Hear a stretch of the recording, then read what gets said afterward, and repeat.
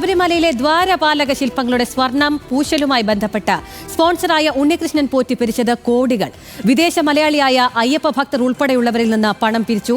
ഇതര സംസ്ഥാനങ്ങളിലെ വ്യവസായികളിൽ നിന്നും പണം വാങ്ങി. വിവാദം ഒഴിവാക്കാൻ പിരിച്ച പണത്തിൽ നിന്നും 7 പവന്റെ മാല മാളികപ്പുറം ക്ഷേത്രത്തിന് നൽകിയെന്നും വിവരം. ഉണ്ണികൃഷ്ണൻ പോറ്റിക്കെതിരെ ശക്തമായ അന്വേഷണം വേണമെന്ന് Devaswom board president PS Prasanth news മലയാളത്തോട് പറഞ്ഞു.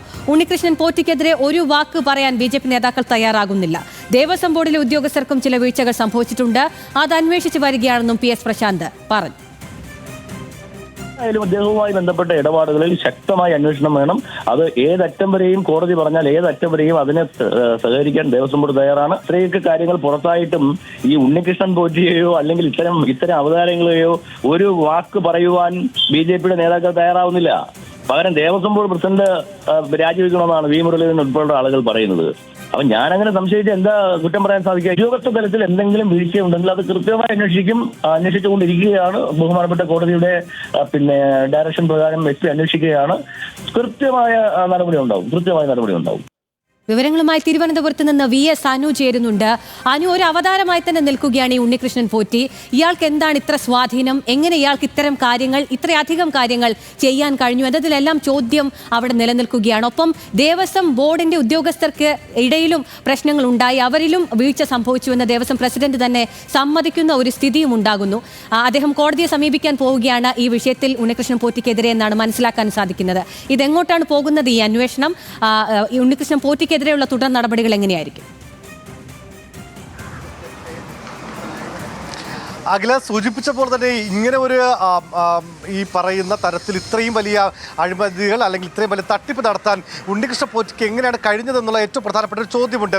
അവിടെ ദേവസ്വം ബോർഡിലെ ചില ജീവനക്കാർക്ക് വീഴ്ച പറ്റി എന്നുള്ള കാര്യം ഇന്ന് ന്യൂസ് മലയാളത്തിൽ സംസാരിക്കുമ്പോൾ Devaswom board president PS Prasanth തന്നെ വ്യക്തമാക്കുകയും അല്ലെങ്കിൽ സമ്മതിക്കുകയും ചെയ്യുന്ന ഒരു സാഹചര്യത്തിലേക്ക് എത്തി. ഈ 2019 ദ്വാരപാലക ശില്പങ്ങളുടെ സ്വർണം പൂശലുമായി ബന്ധപ്പെട്ട് ബാംഗ്ലൂരിലേക്ക് ഇത് കൊണ്ടുപോകുമ്പോൾ ഇയാളാണ് സ്പോൺസർ എന്ന് പറഞ്ഞുകൊണ്ടാണ് ഇത് കൊണ്ടുപോകുന്നത്.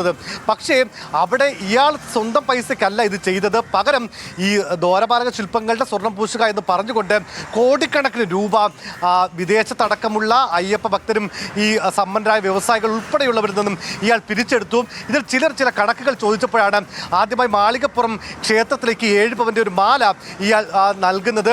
സാധാരണയായി ദേവസ്വം ബോർഡിലേക്ക് അല്ലെങ്കിൽ ശബരിമലയിലേക്ക് നമ്മളൊരു സാധനം ഈ കാണിക്കയെ അർപ്പിക്കുമ്പോൾ അത് ദേവസ്വം ബോർഡ് വഴിയാണ് നൽകേണ്ടത്.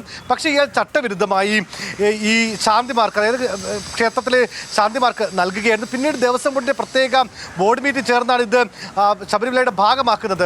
മറ്റൊരു പ്രധാനപ്പെട്ട കാര്യം ഇന്ന് PS പ്രശാന്ത് പറഞ്ഞ ഒരു കാര്യമാണ്. ഈ ദുരൂഹമായൊരു വ്യക്തിത്വമായിട്ടുള്ള ഈ ഒരു അവതാരം, അദ്ദേഹത്തിനെതിരായിട്ടുള്ള ഒരു സമഗ്ര അന്വേഷണം വേണമെന്ന് ഹൈക്കോടതിയിൽ ദേവസ്വം ബോർഡ് നിലപാടെടുക്കും എന്നുള്ള ഏറ്റവും പ്രധാനപ്പെട്ട ഒരു കാര്യം കൂടി ഇന്ന് അദ്ദേഹം പറഞ്ഞു. ഏതായിരുന്നാലും ഉണ്ണികൃഷ്ണൻ പോറ്റിയെ കൂടുതൽ ചോദ്യം ചെയ്യാനാണ് ദേവസ്വം വിജിലൻസിന്റെ തീരുമാനം. ഉടൻ തന്നെ ആ ചോദ്യം ചെയ്യൽ നടത്തുമെന്നാണ് ഉദ്യോഗസ്ഥർ വ്യക്തമാക്കുന്നത്. അഖില, ഈ വിഷയത്തിൽ ഇരട്ട അന്വേഷണം വേണമെന്ന് ഹൈക്കോടതി ഉത്തരവിട്ട് കഴിഞ്ഞു. ആ അന്വേഷണം ഇനി ഏത് തരത്തിലായിരിക്കും? ആ അന്വേഷണ കമ്മീഷനെ നിയോഗിച്ചിട്ടുണ്ട്. അതെങ്ങനെയായിരിക്കും മുന്നോട്ട് പോവുക? സ്വാഭാവികമായും ഒന്ന് ആലോചിച്ച് നോക്കൂ, ഇത്രയധികം ഭക്തരുടെ എത്തുന്ന ശബരിമല പോലെ ഏറെ വൈകാരികമായി അയ്യപ്പ ഭക്തർ കാണുന്ന ഒരിടത്ത് 2019 ഇവിടെ നിന്ന് ഈ സ്വർണ്ണപാളികൾ എടുത്തുകൊണ്ടു പോകുന്നു. പിന്നീട് 1.5 മാസത്തോളം ഇയാളുടെ വീട്ടിൽ, ഇയാൾ ജീവനക്കാരൻ്റെ വീട്ടിൽ ഇത് വെച്ചിരുന്നു. അവിടെ വെച്ച് പൂജ നടത്തി എന്ന് പറയുന്നു.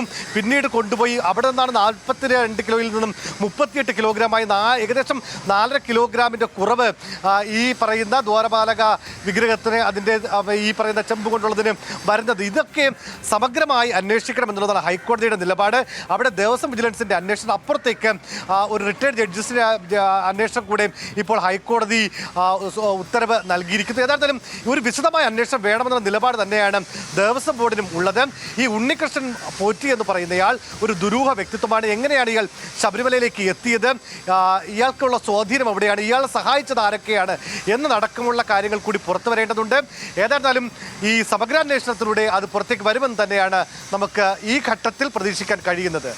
ഉണ്ണികൃഷ്ണൻ പോറ്റി എന്നത് ഒരു ദുരൂഹതയായി അവിടെ അവശേഷിക്കുകയാണ്. അദ്ദേഹത്തിന് എങ്ങനെ ഇത്ര സ്വാധീനം കൈവന്നു, എങ്ങനെ ഇത്ര ഇടപെടലുകൾ നടത്താൻ അദ്ദേഹത്തിന് കഴിഞ്ഞു എന്നതെല്ലാം ഒരു ചോദ്യചിഹ്നമായി അവിടെ അവശേഷിക്കുകയാണ്. അന്വേഷണം പുരോഗമിക്കുന്നു, ഉത്തരം കണ്ടെത്തും എന്ന് തന്നെ പ്രതീക്ഷിക്കാം. VS അനു ആണ് വിവരങ്ങൾ നൽകിയത്.